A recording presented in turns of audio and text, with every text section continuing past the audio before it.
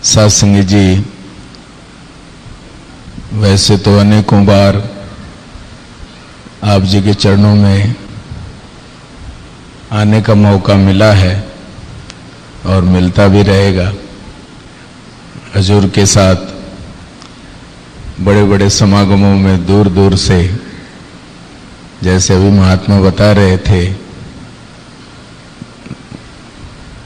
उस समय तो दास गीत ही गाता है। इस रूप में आज पहली बार चंडीगढ़ की संगत में आप जी के दर्शन कर रहा हूं,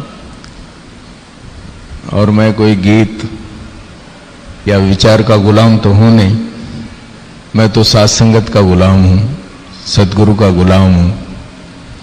यहां बिठा दें, कुछ कहो तो जो आप बुलवाओगे यहां से भी बोलेंगे, वहां कहो तो वहां से भी बोलेंगे, वहां खड़े रहो तो वहीं खड़े रहेंगे।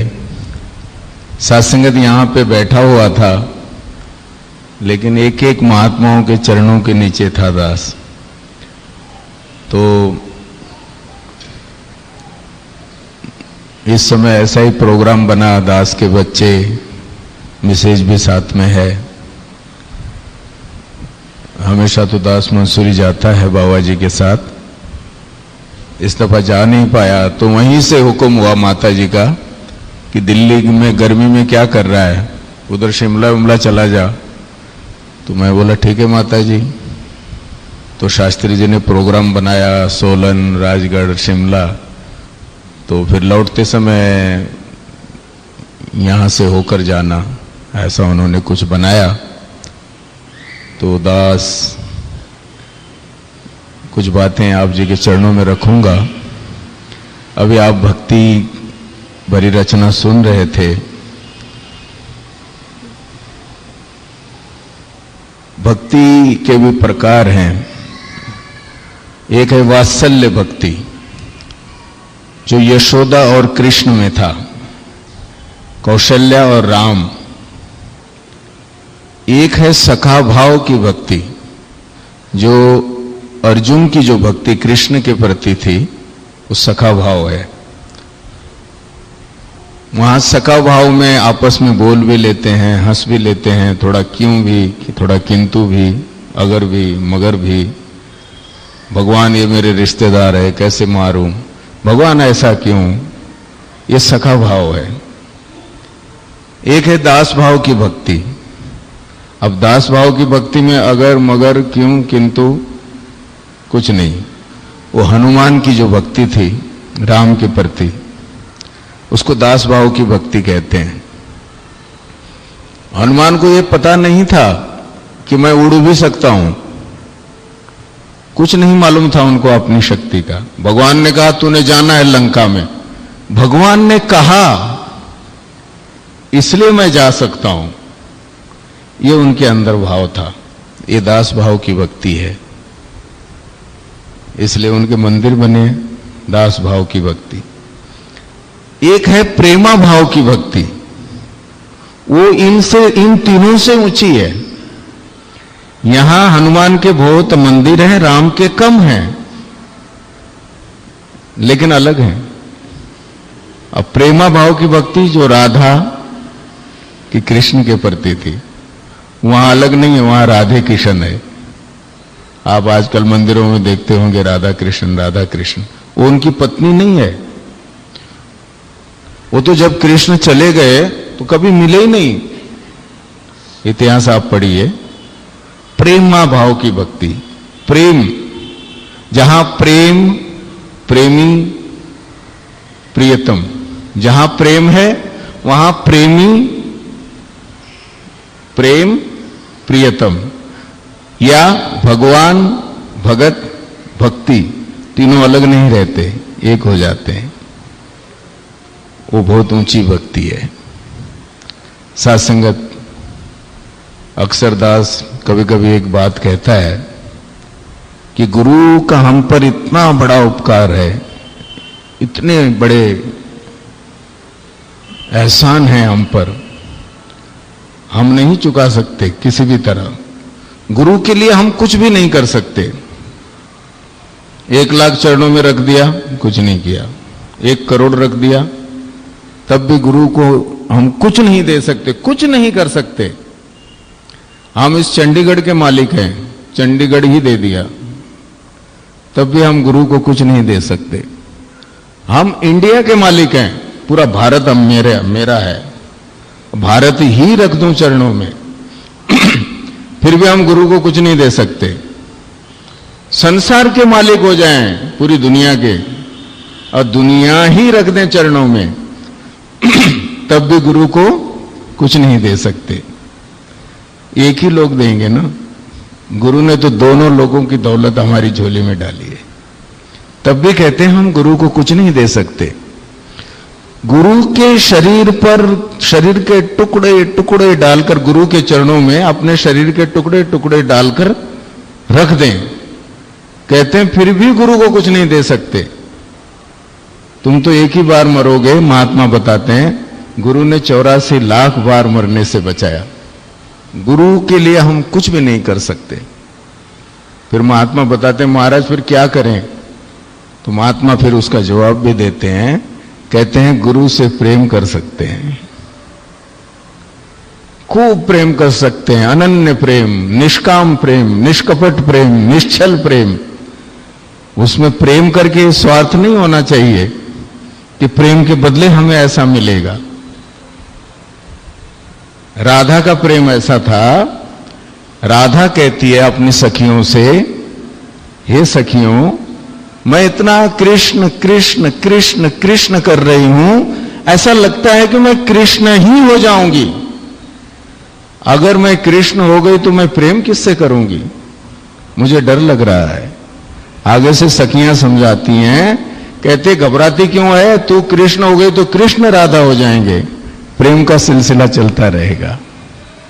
सत्संगत इतना ऊंचा प्रेम, इतनी ऊंची प्रीत गुरु के साथ करें, निष्काम, अनन्य, निष्कपट, निश्चल, ऐसा प्रेम करें।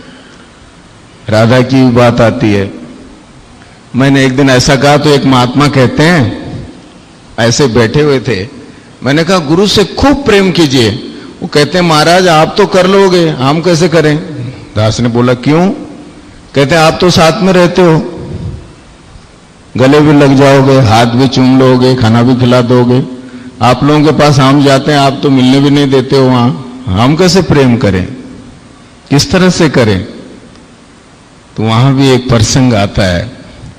वो दास ने चरणों में बेनती की, जब कृष्ण छोड़कर चले गए गोपियों को, राधा को, तो राधा श्रृंगार करती है, काजल लगाती है, ऐसे काजल लगाते, काजल को देख के कहती है अरे ये तो काला है, मेरे श्याम जैसा है। कौवा आ रहा है, वो काव काव करता है, ये तो काला मेरे श्याम जैसा है। कोयले जलाते हैं पुराने जमाने में, वो कोयला जलाते, कोयले में ही कृष्ण को देख रहे, कहते तो मेरे कृष्ण जैसा काला है। तो दास ने बेनती की, वो कोयले में कृष्ण को देख सकती है, काजल में कृष्ण को देख सकती है, कौवे में कृष्ण को देख सकती है, हम इन जीती जागती जो मूर्ति है इनमें बाबा जी को नहीं देख सकते? यहां भी प्रेम कर सकते हैं।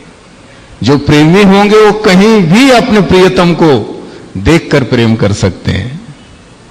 तो साथ संगत, गुरु के लिए हम कुछ नहीं कर सकते, कुछ भी नहीं कर सकते। दास ने बताया एक एक अंग अंग का टुकड़ा डाल दें तब भी कुछ नहीं, सारी दुनिया की दौलत चरणों में रख दें तब भी कुछ नहीं।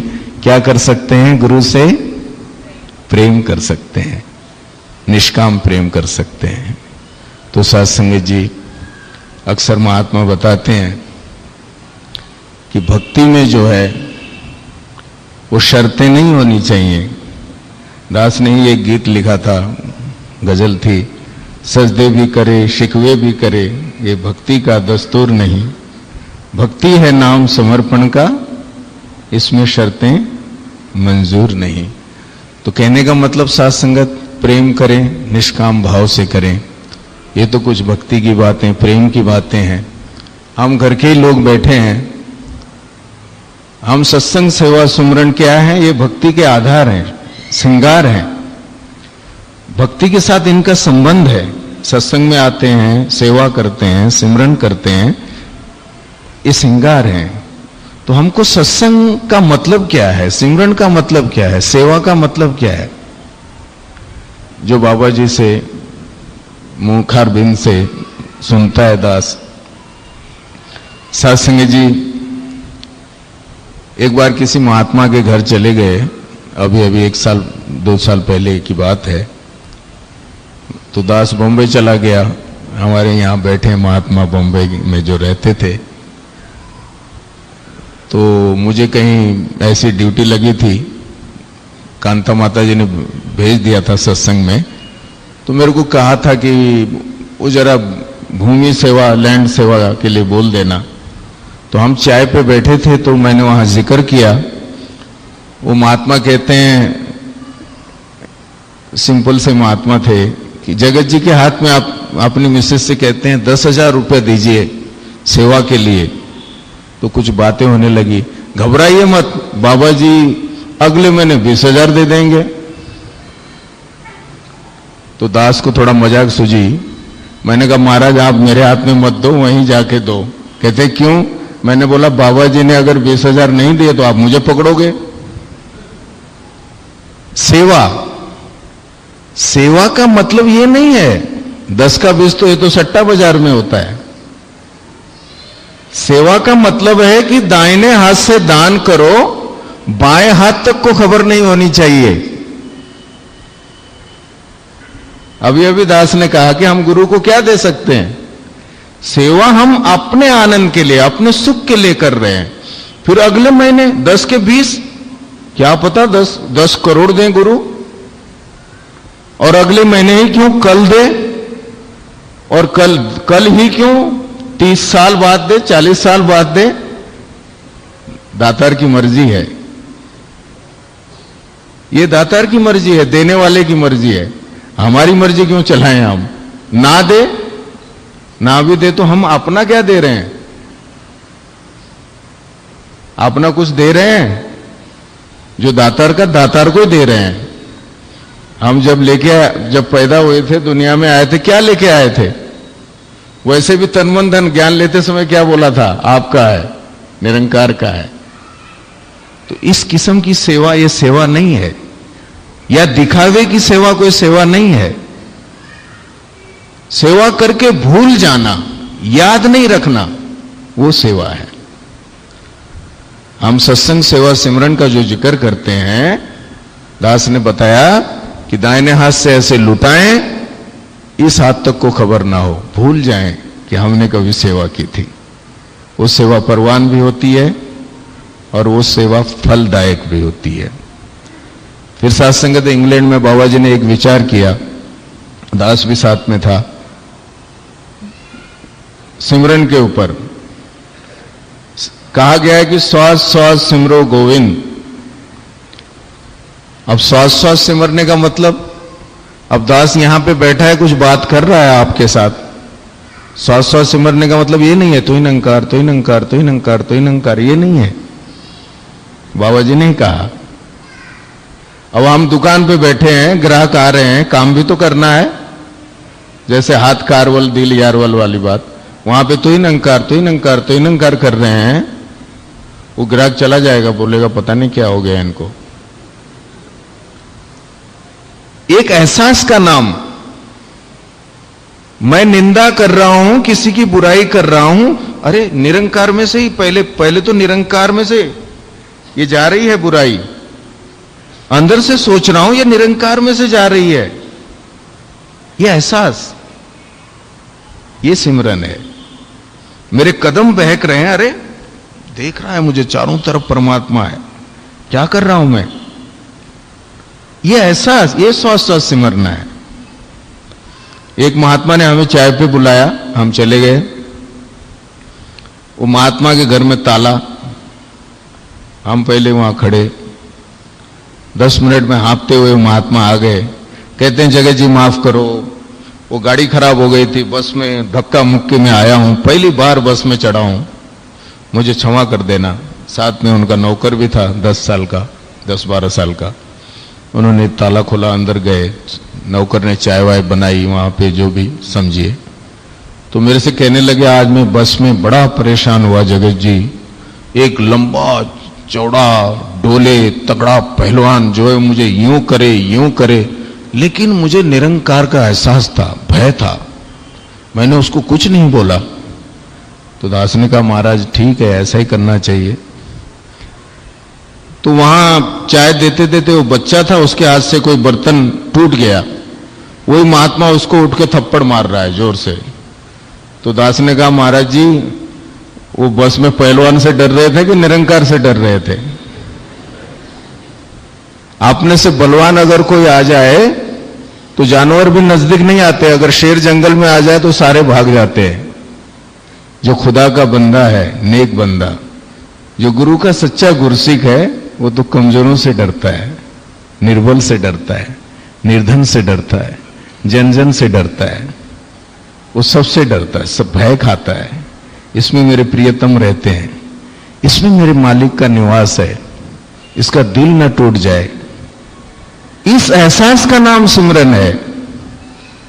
कदम कदम पे इस एहसास में जीने का नाम जो है वो सिमरन है। हमेशा सत्य के संग में रहना, वो सत्संग है। अब संगत में बैठ के भी मैं सत्य के संग में नहीं हूं, तो ये सिमरन है, ये सत्संग है? सत्य क्या है? निरंकार है। इसके संग रहना, एहसास में रहना, ये सत्संग है। मेरे को एक महात्मा कहता है, महाराज मैं भवन के सामने रहता हूं, सत्संग जी मैं प्रवचन वर्वचन नहीं करता हूं, प्रवचन सदगुरु करते हैं, मैं तो आपसे बातचीत कर रहा हूं। एक महात्मा कहता है, मैं भवन के सामने रहता हूं, डेली दरियां बिछाता हूं, भवन में झाड़ू लगाता हूं, लेकिन कमरे महाराज 2 ही हैं अभी तक। मैंने कहा, मैं समझा नहीं कुछ बात। कहते हैं, सत्संग का कोई इतने सालों से कर रहा हूं, कृपा नहीं हुई। मैंने कहा कि इतने सालों से जो सत्संग कर रहे हो, रोज जो दरियां बिछा रहे हो, झाड़ू मार रहे हो, यही सत्संग का फल है। सत्संग का फल आप क्या समझते हो? दुनिया में बड़े बड़े लुटेरे हैं, 2 नंबर के धंधे वाले, जितना वो हवाई जहाजों में घूमते हैं, जितने उनके वर्ल्ड में घर हैं, हमारे हैं। ये आनंद जो हमें मिला है, यहां हम बैठे हैं वैकुंठ में, और डेली वैकुंठ में आप जा रहे हो, डेली जन्नत में आपको निवास मिल रहा है, डेली महापुरुषों की चरणी धूली मिल रही है। यही सत्संग का फल है। सत्संग करते हैं आप, एक महीना सत्संग ना आइए, बिल्कुल दिल नहीं करेगा, आलस से। 6 महीना ना आइए, 1 साल मत आइए, फिर सत्संग ही छोड़ देंगे। जो सत्संग का भौरा बन जाता है, जिसको सत्संग की प्यास है, वो सत्संग के बिना रह नहीं सकता। यही सत्संग का फल है, सत्संगत। बाबा जी कहते हैं कि भक्ति का फल क्या है? भक्ति है। भक्ति का फल पदार्थ नहीं है, ये देने वाला दाता हमारे साथ है, जितना मर्जी ये दयालु है, इसकी मर्जी है, दे दे ये, और देता है अपने भक्तों को। लेकिन हम सोचें कि भक्ति का फल पदार्थ है, ये नहीं है। शबरी के पास कौन से पदार्थ थे महाराज? शबरी भी भगत है, और अमीर भगत नहीं होते ऐसा नहीं है। राजा जनक भी भगत है। राजा जनक जैसे विदेही भी भगत हैं, वो दौलतों में खेल कर भी ऊपर उठे हुए हैं। तो साथ संगत, ये सत्संग सेवा सुमरन की बातें हुई, वो प्रेम की बातें हुई, अब ज्ञान की बातें भी करें। ज्ञान, बाबा जी कहते हैं ज्ञान लेना ही काफी नहीं है, ज्ञान को जीना पड़ेगा। मेरी जानकारी है, ये निराकार है। तन मन धन मुझे दे दो। हमने कहा ले लो, पूरे समर्पण हो गए। तो सदगुरु ने भी कहा ले निरंकार। निरंकार पूरा आ गया हमारे अंदर। अगर हमने ऐसा किया, तन मन धन मुझे दे दो, ले लो और इधर रख दिया। बाबा जी भी कहते हैं ले ले ज्ञान, वो भी रख देते हैं फिर, जहां समर्पण नहीं है। और ज्ञान का जब अंदर निवास नहीं है तो विश्वास डामाडोल, खत्म। पड़ गए, फिर तंत्र मंत्र वाले आए, वहां पड़ गए, चलो जी। विश्वास नहीं है। वो तंत्र मंत्र वाले जो है ना, वो शुगर ठीक कर देते हैं, ब्लड प्रेशर ठीक कर देते हैं। वो तंत्र मंत्र वाले वो मंत्र मारते हैं, कुछ करते हैं, वो क्या कहते हैं, पैसे आने शुरू हो जाते हैं। अब दास को स्लिप डिस्क की प्रॉब्लम हुई, दास बेड पे था। एक महापुरुष ही हमारा कह रहा है, वो महाराज आप इधर ना कुछ वो नीलम रूबी पता नहीं क्या पत्थर है, वो इधर पहन लो। अब हम शौक के लिए कोई पत्थर यहां लगा लें अंगूठी में, एक शो के लिए, वो तो कोई बात नहीं है। अब भरम में पड़कर ज्ञानी होके जी रूबी पहन लो, नीलम पहन लो। दास ने कहा कैसे पहनते महाराज? बोले ये इस उंगली में पहनते। तो दास ने कहा देखो पहन रहा हूं, ये निरंकार। साथ संगत, मैं 2 महीने तक चारपाई से उठ नहीं सका। कोई आ गया वहां चलते चलते, हमारा ही तंत्र मंत्र में है आजकल। कहते मैं आपको जो है मंत्र जपता हूं, आप खाट से उठ जाओगे। तो दास पड़ा रहा, तो ही निरंकार अंदर से सिमरन। वो कहता है वो मंत्र आपको क्यों नहीं लग रहे हैं, वो तो वापस मेरे पास आ रहे हैं। ब्रह्म ज्ञानी को कौन से मंत्र लगेंगे? देवी देवते, तंत्र मंत्र, ब्रह्मा विष्णु कुबेर इंद्र, सारी दुनिया, सारी कायनात मेरे में ही सब है अर्जुन, और मैं ही सब में हूं, इस विराट स्वरूप में है। सत्संगत ज्ञान को जीना है।